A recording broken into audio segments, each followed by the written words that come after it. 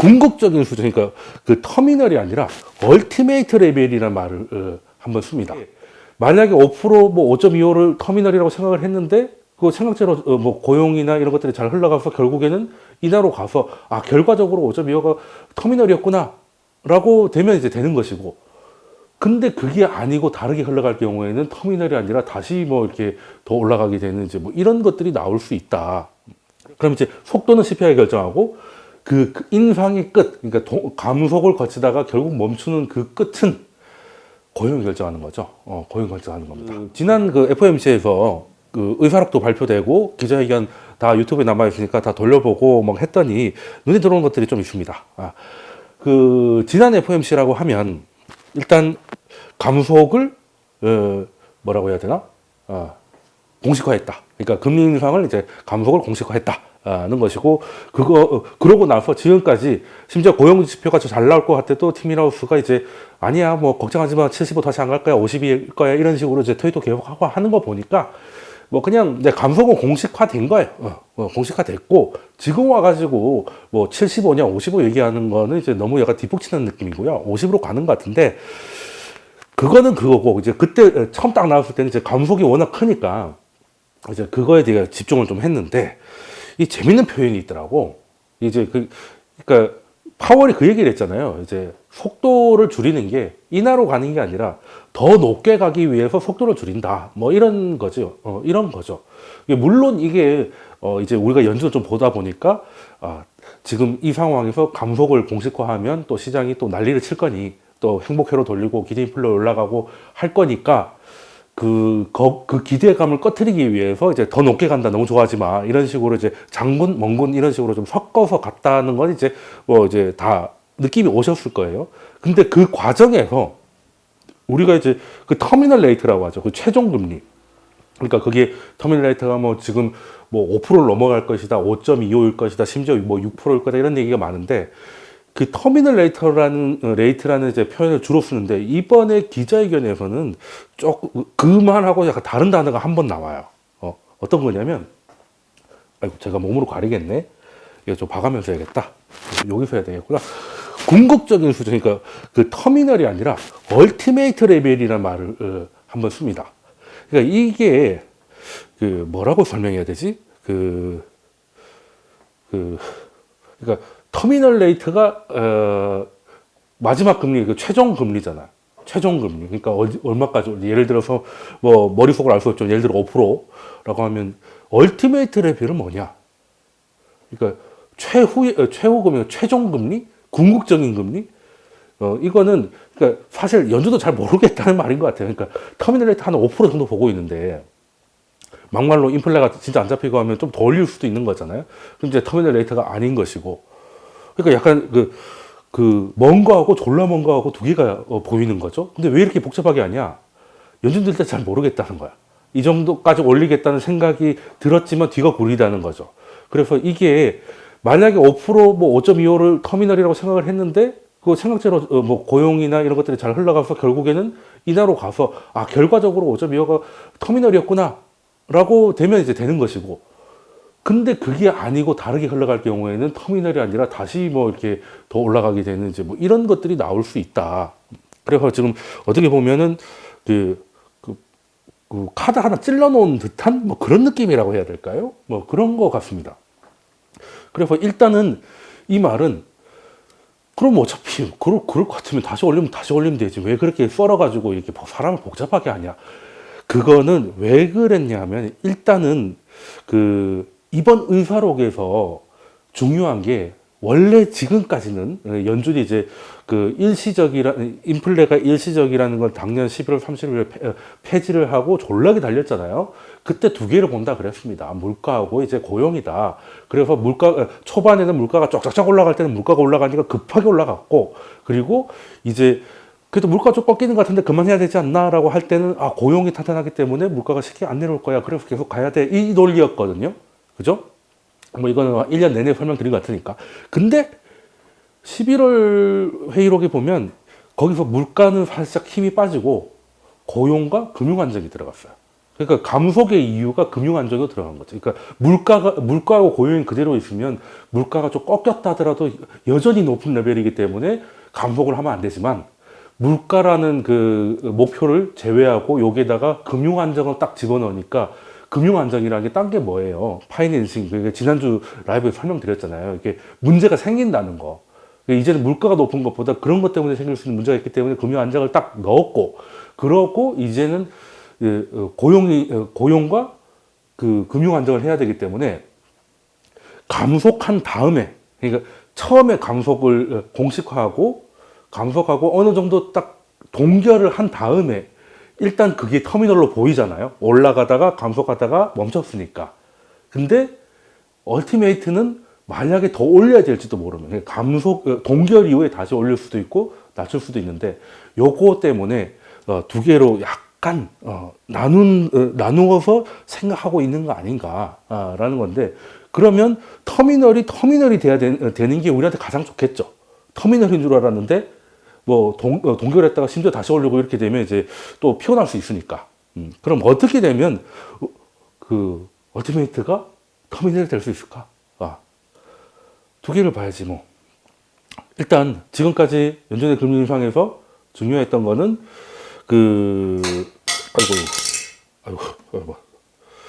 중요했던 거는 일단 금리 인상의 속도는 물가가 이제 결정을 했죠. 티밀하우스가 이제 원래 유명했지만 졸라게 유명해진 것도 사실은 이제 블랙아웃 기간인데, 이제 연준이 이제 말을 하면 안 되는 기간에 CPI가 나오는데 CPI가 생각보다 높게 나오니까 FOMC 이틀 전에 티밀하우스한테 언질 해가지고 자이언트 밟고 막 그렇게 하면서 시장 기겁을 시켰잖아요. 그러니까 그 금리 인상의 속도, 빅 스텝, 뭐 자이언트 스텝 이런 것들의 속도는 CPI, 그러니까 물가가 결정을 했는데, 이제는 물가가 이제 내려가는 게 어느 정도 인정이 됐고, 오늘 새벽에 티밀하우스가 또 뭐 요즘 트윗이 되게 많아가지고 한때 트럼프 트윗을 봐야 되는 그런 느낌도 없지 않아 받고 있습니다만, 일단 오늘 또 얘기한 걸 보니까 잘 안 내려오는 게 부동산 때문인데, 그 부동산도 신규 계약, 그러니까 임대료가 신규 계약되는 것부터 좀 내려가는 게 확인되고 있어가지고 물가가 잡힐 거라는 경제학자들이 안심하고 있다, 이런 식으로 트윗을 했거든요. 그럼 이 말은 연준도 이제 물가가 내려가는 것 자체, 물가가 다시 반등하는 건 아니고 일단은 내려가는 거에 대해 동의를 했다라는 겁니다. 그런데 그렇다고 해서 바로 동결로 가거나 혹은 인하로 가기에는 그 연준 조직상 뭐 그걸 기대하기는 어렵죠. 가장 서프라이즈는 이번 달 동결 나오면 뭐 좋겠지만 그럴 가능성이 그렇게 높지는 않은 것 같고, 그럼 이제 속도는 CPI 결정하고 그 인상의 끝, 그러니까 감속을 거치다가 결국 멈추는 그 끝은 고용이 결정하는 거죠. 고용이 결정하는 겁니다. 그래서 일단은 속도를 줄인 건 금융 안정 때문인 것이고, 이제 끝을 내는 건 고용 때문인 건데, 이게 사실 요즘 고용 지표가 이제 다른 지표들보다 더 이제 헷갈리죠.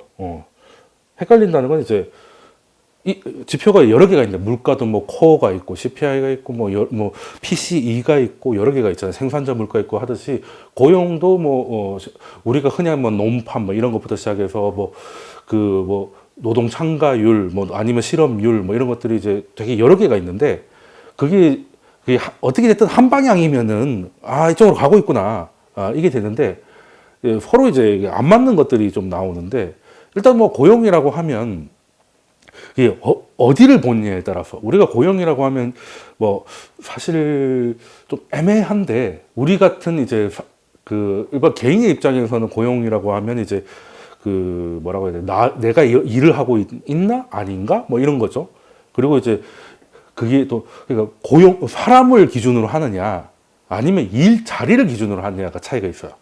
그러니까 한 사람이 꼭 한 개 일만 하라는 법은 없지. 투잡 뛸 수도 있잖아요. 예를 들어서 이자가 요즘같이 이자가 너무 올라가지고 밤에 대리를 한다. 그 투잡이죠. 근데 일자리는 두 개야. 그렇죠. 낮에는 원래 하던 일이 있고 밤에는 대리를 뛰니까. 근데 고용인은 한 명이잖아. 내가 하니까. 내가 투잡을 뛰는 거니까. 요거 때문에 좀 헷갈려요. 이게 고용지표가 이제 크게 두 개가 있는데, 쉽게 말해서 이제 가계조사, 기업조사가 있습니다. 가게한테는 뭐 물어보겠어요? 당신 요즘 일하고 있습니까?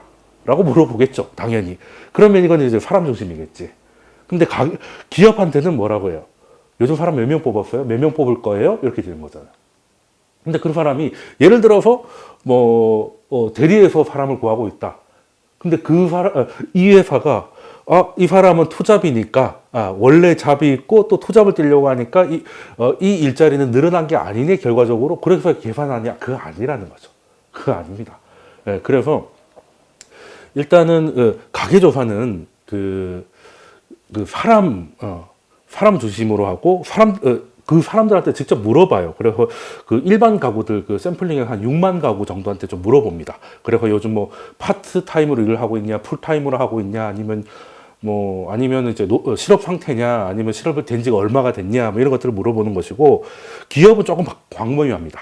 기업이 훨씬 광범위해서 여기에는 이제 기업 수만 해도 한 13만 개가 넘어가고요. 여기 설문을 하는 그리고 이제 그 기업들 밑에 사업장이 여러 개 있잖아요. 그게 다 합치면 67만 개가 넘어가요.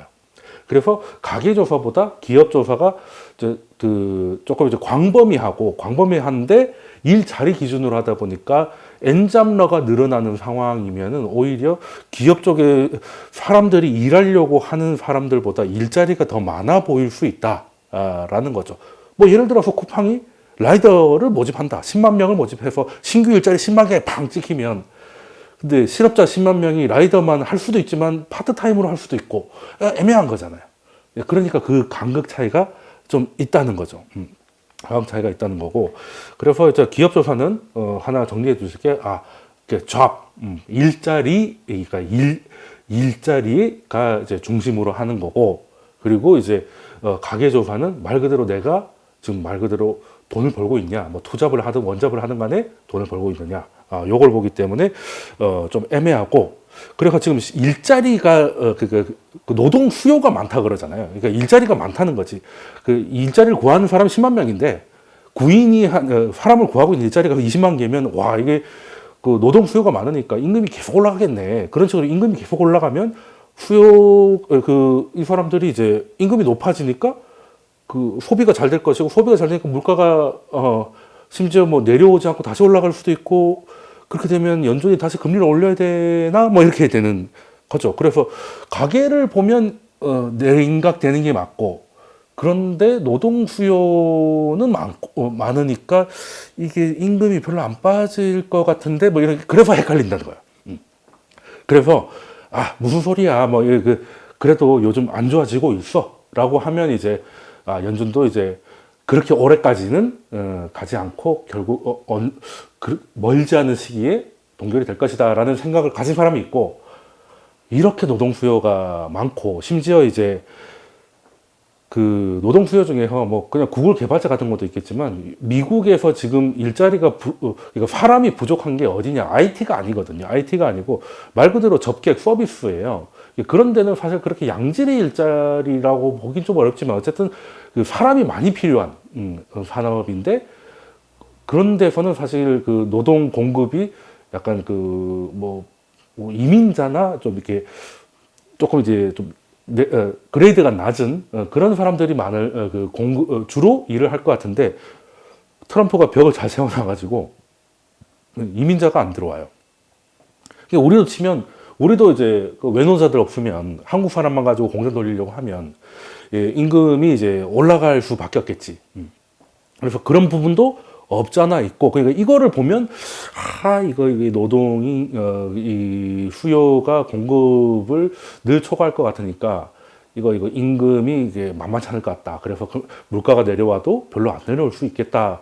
그러면 이제 연준이 금리를 계속 올려야 되니까 경기는 작살날 것이야, 아주 끝날 것이야라고 하는 게 비관론입니다.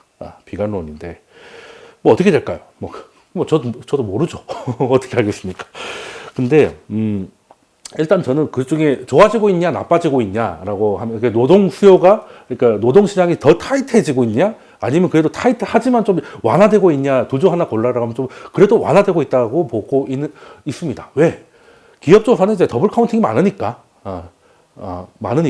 어찌됐든 그 일 자리를 채우는 건 사람이니까 이제 사람한테 보는 게 더 맞는 것 같다.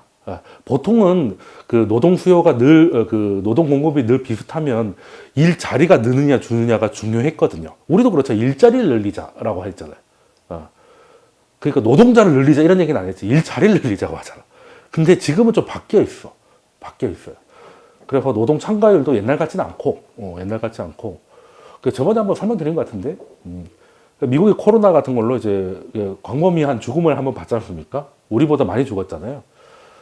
제가 예전에 2013년 9월 25일 새벽 3시에 고속도로에서 한번 이제 고난이가 튀어나와서 전복사고로 죽을 뻔했다라는 설명을 드렸는데, 그러고 나서 개인적으로 죽다 살아나니까 기분이 묘해가지고 비슷한 사람들이 있나 해서 죽다 살아난 사람들의 모임을 간 적이 있다고 말씀드렸잖아요. 그때 분위기는 어땠다고요? 죽다 살아났으니까 더 빡세게 해서 돈을 뭐 개같이 모아보자 이런 사람이 많겠습니까? 인생 별거 아닙니다. 뭐 그 가족들과 시간을 많이 보내고 소중한 사람과 뭐 돈은 뭐 별로 중요하지 않아 이런 것 중에 당연히 후자가 많죠. 다 도인인 거예요. 저도 이제 한 10년 돼가지고 이제는 그 감이 좀 떨어졌는데, 그때는 진짜 약간 그런 거더라고. 보너스로 받은 인생이다 뭐 이런 생각이 좀 들더라고.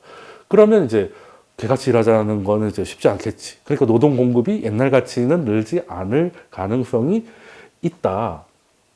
그래서 인플레가 내려온다 하더라도 과거 같은 수준은 안 내려오겠지만, 그렇다고 뭐 계속 이렇게 그 비관론자들이 말하는 막 그 금리가 뭐 6%까지 가야 되고 거기에 심지어 뭐 한참을 오지 않을 것 같고 뭐 이런 것까지는 좀 아니라고 본다라는 겁니다.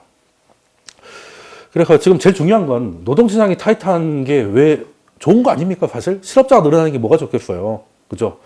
근데 이제 문제는 지금 인플레이션 시대니까, 원래는 노동 수요가 늘어나면 경기가 좋아진다고 막 주식 사야 돼 뭐 이럴 분위기였는데, 지금 노동 시장이 타이트하다고 하니까 연준이 금리를 더 올릴 것 같으니까 빨리 주식을 팔아야지 이렇게 된 거지 않습니까?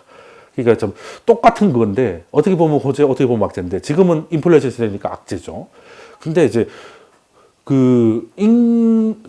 노동 시장이 타이트한 게 인플레 시대의 악재가 된 이유가, 뭐 사람을 뽑겠다는 사람이 일을 하겠다는 사람보다 많으면 당연히 임금을 더 줘야 되고, 임금을 더 주면 그 사람들이 돈을 많이 받으니까 돈을 많이 쓸 것이고, 그럼 이제 수요가 살아있으니까 또 인플레가 안 잡힌다 이거잖아. 그럼 결론 중요한 건 그거네요. 고용이 타이트하든 덜 타이트하든 중요한 거는 임금이 적당한 수준에 머물러 있으면 되겠네 이거잖아요. 근데 지금은 좀 애매합니다. 이게 우리는 이제 월급 받고 막 이런 거니까, 미국은 주급도 많고 막 이렇게 또 그걸 시간을 쪼개가지고 시간당 임금 같은 거 다 계산하는데, 이게 좀 비슷하게 움직이다가 요즘 좀 갈라지고 있어요. 갈라지고 있습니다. 이게 까만색은 시간당 임금이에요. 시간당 임금은 조금 고개를 들고 있죠. 근데 얘는 빠지고 있어. 얘는 뭐냐면 주급이에요. 주급. 그러니까 요걸 어떻게 할 것인가? 요걸 어떻게 할? 그러니까 노동시장이 아직은 타이트한데 시급은 높아지고 있는데 주급은 낮아진다? 요거는 그러니까 사실 일자리가 양질의 일자리라고 하면 주급이나 뭐 시급으로 받기보다는 이제 점점 좀 길게 보겠죠. 그렇지 않습니까? 그래서 장기적으로 보면 이게 위클리가 늘어나는 게 정말 타이트해지는 거죠. 그렇지 않나요? 그러니까 지금 기업들이 지금 잠깐 좀 잘 팔리니까 사람 좀 모아가지고 잠깐 이렇게 하든지, 아니면 이제 이렇게 해서 단기적으로 시급이 좀 늘 수 있는데, 이게 좀 길게 가려면 이제 주급 같은 게 늘어야 될 것 같은데, 그건 내려가고 있으니까 오히려 이 타이트한 게 약해지고 있으니까 단기적으로는 버티고 있지만, 뭐 주급이 장기적이라고 보기 조금 그렇긴 합니다만, 이제 미국은 워낙 이제 그러니까 요거 내려가는 거 보면, 장기적으로 보면 이게 뭐 딱히 그렇게 임금이 인플레이션을 막 그렇게까지 끌어올릴, 그러니까 좀 내려오는데 방해는 하더라도 끌어올릴 수준은 아니지 않나? 라는 자료가 있어서 일단은 가지고 와 봤습니다. 그리고 일단 고용이라고 하면 물 한 잔 마시고 하겠습니다. 보통 이제 경기 침체가 되려면 그냥 불경기를 넘어서, 우리는 뭐 경기가 좋았다 나빴다 하는 건 기본 사이클이니까, 사실 그냥 경기 침체나 아니면 뭐 경제 위기나 뭐 이런 게 거창한 게 아니라 그냥 불경기 정도라고 보면 뭐 미국만 해도 1950년부터 지금까지 뭐 불경기는 한 거의 90번 가까이 있어요. 그 이제 불경기라는 게 딴 게 뭡니까? 기업들의 매출이 줄어드는 거지. 그러니까 매출이 계속 올라가진 않았을 거 아니야. 그죠? 올라가도 이렇게 올라갔겠지. 그럼 이제 내려간데 보면 이제 급하게 빠진 데가 있고, 좀 많이 빠진 데가 있고, 적당히 빠진 데가 있고, 또 애매하게 빠진 게 있어요. 그런데 어쨌든 빠졌던 건 다 계산했더니 한 90번 돼. 그럼 70번 중에 90번이면 뭐 2년에 한 3번 정도는 불경기가 온다는 거잖아요. 그죠? 그러니까 뭐 놀라운 것도 아니다. 라는 건데, 문제는 이제 불경기가 경기 침체가 되고, 경기 침체를 아예 넘어서 뭐 금융 위기나 뭐 이렇게 그 크라이시스가 되려면 가장 큰 게 대량 해고죠. 사람들이 그러니까 물가가 올라서 내가 족발을 늘 시켜 먹던 족발이 42,000원에서 45,000원이 되면 좀 짜증은 나지만 내가 월급이 끊어지는 게 더 스트레스잖아요. 당연한 거 아니겠습니까? 그런 사람들이 많아지면 수요는 당연히 파괴될 것이고 그냥 기업의 매출이 둔화되는 정도가 아니라 이제 위험해지는 수준까지 가는 거죠. 가는 건데 이게 그래서 이제 그 고용은 후행적이지만 그래도 실업률이나 이런 것들이 뭐 의미 있게 상승을 하면 이게 그냥 단순 불경기가 아니라 침체까지 가더라라는 건데 거기 이제 뭐 가장 실업률이 저점 대비 2%까지 뭐 예를 들어 3%였다면 제 바닥이 지금 한 3.5 정도 되죠. 예를 들어 뭐 그냥 3%라고 할게요. 근데 이게 올라가기 시작해서 그 한 분기에 한 0.5 정도 넘어가기 시작하면 아주 위태롭다가 이제 2% 정도까지 올라가면 이제 큰 침체가 오더라는 거죠. 그러니까 불경기는 한 뭐 실업률이 바닥에서 뭐 0.5% 정도 올라가는 거. 지금으로 치면 한 4% 정도 되겠죠. 그리고 이제 그 우리가 기억할 만한 침체가 되려고 하면 뭐 2% 이상이 이제 빠르게 올라가는 거죠. 그렇게 되면 이제 그냥 우리가 그냥 불경기가 아니라 침체까지 가더라. 근데 지금 뭔 얘기를 하려고 이렇게 서론이 길었냐면 지금 실업률이 잘 안 올라가요. 3.7이잖아요, 지금. 예상도 3.7, 실제도 3.7이에요.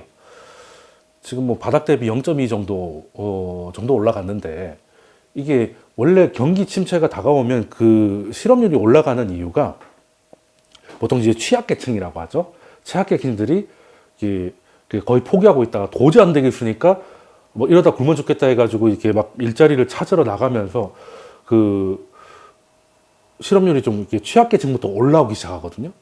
근데 지금은 아직 그게 안 보여요. 아직은 그게 안 보여. 이거 보고 아직 고용시장이 굉장히 타이트하다. 이제 끝이 보이지 않는다. 보통 끝날 때 이제 약한 사람들이 먼저 항복을 하잖아요. 집값 빠질 때 경기도 외곽부터 빠지지 서울부터 빠지는 거 아니잖아. 네. 그런 게 아직 안 보이니까 굉장히 타이트하다라는 얘기를 하시는 분들도 계시더라고요. 근데 그것도 생각을 해봐야 돼요. 지금 그게 또 이제 실업률이 올라가는 이유가 그 사람들이 취약계층들이 일하는 데가 취약한 기업이잖아요. 그러니까 경기가 나빠지면 이제 먼저 망할 것이고, 먼저 망한 사람들이 실업자가 되면 또 상황이 어려우니까 계속 일자리를 구할 것이고, 그런데 일자리는 취약한 일자리부터 사라지니까 실업률이 올라가는 그런 구조거든요. 근데 이게 지금은 그 사람 구하기가 힘들었었다는 기업 때문에 잘 안 자르는 것도 있고, 그리고 공급이 아까 말씀드렸던 이민자 이런 데가 거의 막혀서 지금 실업률이 별로 안 올라가고 있다라는 그 월스트리트 저널 보도가 있었는데 저는 그것도 꽤 합당한 주장이라고 생각은 해요. 그래서 사실은 지금 고용시장이 나빠지고 있고 뭐 하지만 이번에는 좀 과거하고 다르게 해서 그런 늘 있어왔던 신호가 잘 안 보이긴 하지만 나빠지고 있다라고 생각을 하고, 그래서 언젠가는 이제 그렇게 나쁘지 않은 멀지 않은 시기에 연준이 멈출 거라고 생각하고, 그러지 않으면 좀 힘들 수 있겠다라는 거죠. 그래서 좀 중요한 거는 뭐 얼티메이트하고 얼티메이트가 터미널보다 높을까는 거죠. 연준이 지금 카드를 하나 더 찔러놨는데 연준이 생각하는 최종금리가 말을 안 해서 있긴 있을 겁니다. 근데 그게 자기들도 그게 진짜 최종일지는 잘 모르겠는 거지. 그래서 얼티메이트라는 걸 하나 더 뚫어놨는데 그거를 쓸 일이 없을 가능성이 좀 높다고 봐야 되지 않겠나라는 거고, 인플레이션의 원인이 지금은 이제 돈 뿌려가지고 수요가 많고 그래서 지금 이제 어디 가는데 레스토랑 이런 데 갔는데 웨이팅이 길고 이러면 수요 파괴가 덜 됐네 이런 얘기를 하잖아요. 그렇게 해도 그 수요가 분명하죠. 뭐 돈을 워낙에 뿌려놔가지고. 근데 우리 예전에 우리 인플레이션 터질 때 초반에는 다 공급 문제 아니었습니까? 특히 이제 한국 같은 경우도 공급 문제 아니에요? 그죠? 뭐 많이 내렸지만 유가도 그랬고 먹을 것도 그렇고 뭐 그냥 원가가 다 올라서 올랐다고 하니까 그건 이제 원가가 올라서 어쩔 수 없이 올린다는 거는 공급 충격이죠. 그러니까 그냥 반반만 놓고 봐도 둘 다 섞여 있다고 하면 반반이라고 해도 나머지 반은 그러니까 공급적인 건 많이 빠지고 있잖아. 그것만 해도 어느 정도 물가는 뭐 내려갈 건데 뭐 옛날처럼 뭐 그렇게 내려갈 것 같지는 않다라는 거고 그래서 혹시 모르게 뚫어놓은 얼티메이트는 실제로 볼 가능성은 없기를 바란다는 거고요.